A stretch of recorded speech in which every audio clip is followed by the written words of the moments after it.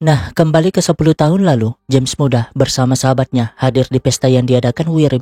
Mengira itu hanya pesta biasa. Namun Wirim malah mencekoki sahabatnya itu dengan narkoboy. Dan James yang gak ngerti mencoba menolongnya. Namun orang-orang di sana malah menarik James, di mana Wirim mengizinkannya nelpon ambulans jika James meminum anggur itu. Alhasil, James pun terpaksa meminumnya. Namun itu langsung membuatnya teler. Yah, minuman itu juga ada narkonya. Sehingga malamnya saat polisi datang, sahabatnya sudah meninggal. Sedangkan James dituduh sebagai pembunuh karena hanya dirinya yang terkontaminasi narko yang sama. Dan itulah yang membuatnya sangat dendam. Tapi masalahnya yang menginterogasinya adalah si Tegu. Dan inilah alasan mengapa Tegu tahu rencana balas dendam tersebut. Nah, karena James dicap sebagai pembunuh, perusahaan Wirim pun memutuskan kerjasama dengan ayah James yang berakhir bangkrut. Dan yang kena imbasnya adalah pernikahan kakaknya yang batal karena calonnya gak mau punya adik ipar pembunuh. James berusaha menjelaskan kalau ia gak membunuh, namun kakaknya yang harusnya jadi orang yang percaya kepadanya malah semakin menyalahkannya. Alhasil, James mencoba mengakhiri hidupnya. Namun berita tentang si Wirim yang lulus kuliah di Amerika membuat dendamnya bangkit, sehingga ia pun memilih untuk hidup. Bertahun-tahun kemudian, setelah bebas dari penjara, ia kembali menceritakan apa yang terjadi kepada sang kakak. Gak peduli mau percaya atau tidak. Intinya, James ingin kakaknya membantu balas dendamnya.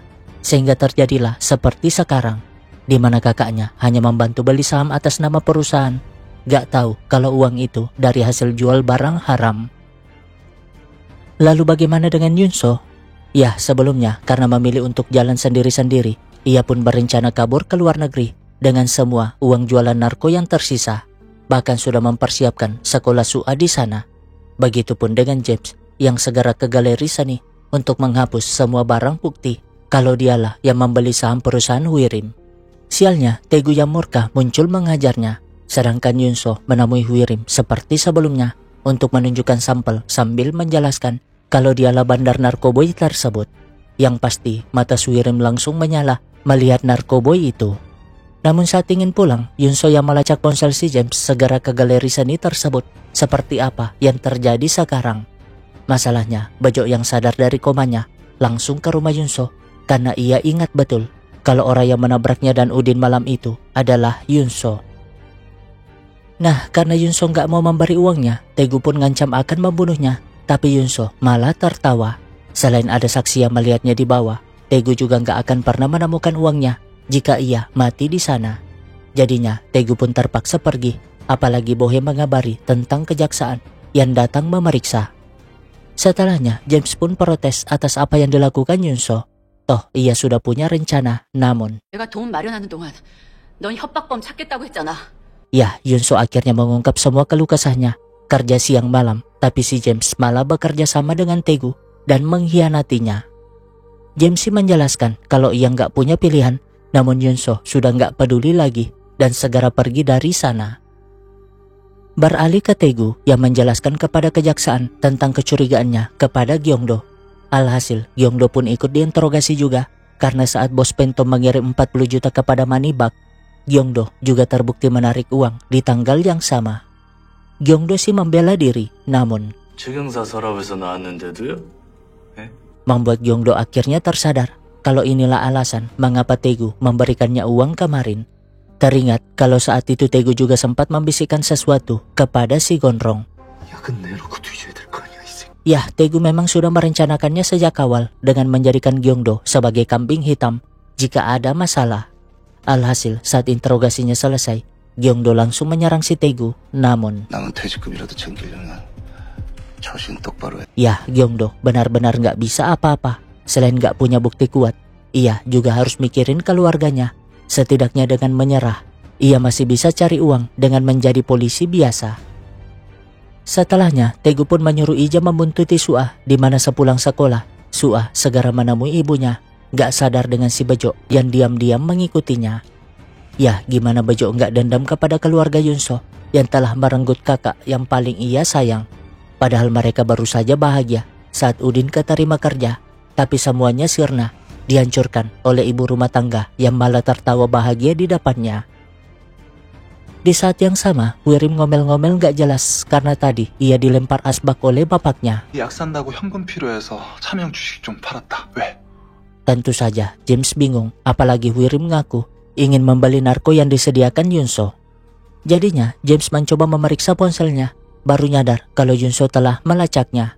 Karena itu, ia buru-buru menelpon kakaknya untuk membeli saham si Wirim. Jangan sampai nih, saham murah itu jatuh ke tangan orang lain.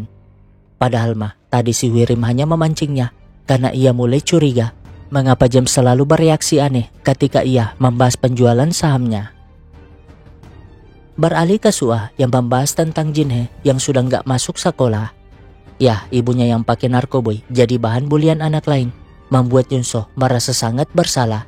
Sampai-sampai ia yang hilang fokus hampir saja menabrak orang. Karena itu, ia menunjukkan brosur sekolah luar negeri kepada Suah. Tapi Wati tiba-tiba mengirim pesan. 알바 뜸 갈 수 있어? Sehingga Suah segera pamit, alasan kerja kelompok. James sendiri menemui kakaknya untuk memastikan pembelian saham itu. Tapi melihat ayahnya di sana, ia lagi-lagi terdiam. Teringat saat dulu ketika ia dilarikan ke rumah sakit setelah hampir bunuh diri. Ayahnya datang menjenguknya. Karena itu, ia buru-buru keluar hanya untuk minta maaf dan berjanji akan mengembalikan semuanya seperti seharusnya. Artinya, balas dendam si James bukan hanya sekedar mengalahkan Wirim, tapi juga menepati janjinya kepada sang ayah. Di lain sisi, Myung hanya bisa menangis melihat gugatan cerai suaminya. Saking stresnya, ia ingin mengakhiri hidupnya. Beruntung, Jinhe yang entah dari mana menemukannya dan segera melarikannya ke rumah sakit. Secara kebetulan, Pak Su yang habis berobat melihat kepedihan itu, membuatnya tambah gelisah karena ia sudah curiga kalau narkoba itu ulah istrinya. Gyeongdo sendiri hanya termenung melihat istrinya yang hamil malah jatuh sakit dan ia nggak bisa apa-apa. Namun mendapat kabar kalau Bejo menghilang dari rumah sakit, ia pun buru-buru mencarinya karena Bejo adalah satu-satunya saksi kunci yang dapat memecahkan masalah itu. Nah, ketika Yunso mau masuk rumah, Yeoju malah negur dari belakang. Kan, Yunso yang terkejut menjatuhkan semua barangnya, membuat Wati penasaran mengapa sahabatnya megang brosur sekolah luar negeri. Tapi Yunso mah malas ngejawab, toh nggak semua urusannya harus dilapor kepada Yeoju. Ya, ia buru-buru mengemas semua barang biar tinggal angkat saat ingin pergi nanti. Tapi paspor Suah malah hilang, sehingga ia pun bertanya kepada Pak Su. Namun Pak Su malah menunjukkan buku berisi catatan rencana Yunso kabur ke luar negeri. Bertanya dari mana Yunso dapat 2 miliar dengan rencana itu dan mengapa harus ke luar negeri.